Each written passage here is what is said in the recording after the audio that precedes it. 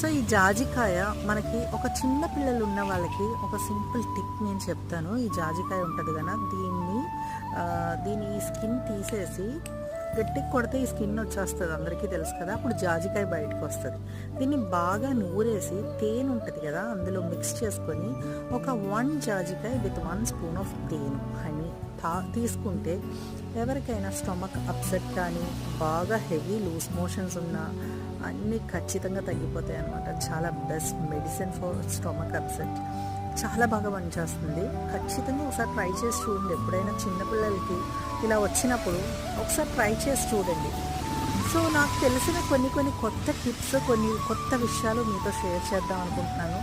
So ఇక్కడ మా తోటలో ఈ జాజికాయల్ని వాళ్ళ తాతయ్య పిల్లలు వాళ్ళ తాతయ్య కలిసి ఎలా కోసారో అవన్నీ చిన్న విజువల్స్ నేను మీకు చూపిస్తూ ఉంటాను.